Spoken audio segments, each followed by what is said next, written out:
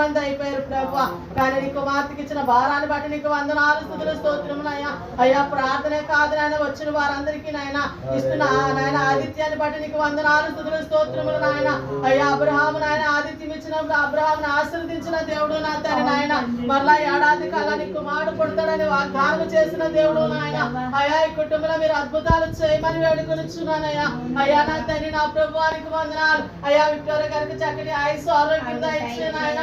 అయ్యా ప్రభుదాసాన్ని జ్ఞాపకం చేసుకోండి ప్రభు. ఆ బిడ్డకి సంపూర్ణమైన మారు మనసు నాయన.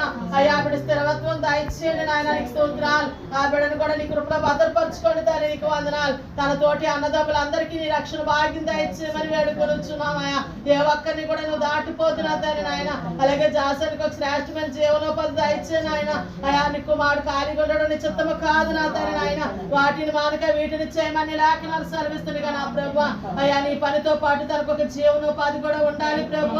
అయ్యా తనకంటూ ఒక శ్రేష్టమైన జీవనోపాధి దయచేయను నాయన, నీకు వందనాలు. అయ్యా నీ కుమార్తె కృపాజ్యోతిని బట్టి నీకు స్తోత్రాలు. అయ్యా బిడ్డకి ఇచ్చిన భక్తిని బట్టి నీకు వందనాలు. అయ్యా ఎంత ఎండైనా ఎంత వానైనా ప్రభు, ఎక్కడ ఎంత దూరమైనా కూడా ప్రభు ప్రయాసంతో నీ పరిచర్యకు పరుగులు తీస్తున్న బిడ్డ నా తండ్రి. అయ్యా బిడ్డకు ఆ శక్తిని బలమైన ఆరోగ్యం ఆయుష్నివ్వండి. తనని ప్రేమించి ఇద్దరు కుమారులు ప్రభు రానున్న దినాల్లో పౌలు శీలల వలె ప్రభు, దావీదు యోనాతానుల వలె నా ప్రభు నాయన, మోసే అహరోను వలె నా ప్రభు.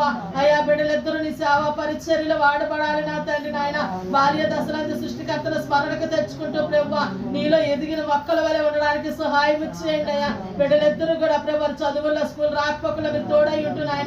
రానున్న దినాల్లో ఉన్నతమైన చదువులు చదువుతున్నాయన అనేకులకి క్రీస్తుని చూపించే బిడ్డలుగా నిలవబెట్టమని వేడుకొనిచున్నామయ్యా. నీ సన్నిధి నాయన బిడ్డలకి తోడుగా ఉంచున్నాయన, స్తోత్రాలు. అలాగే నేను దేవిని తన భర్తని తన బిడ్డలు కూడా మీరు జ్ఞాపకం చేస్తారు.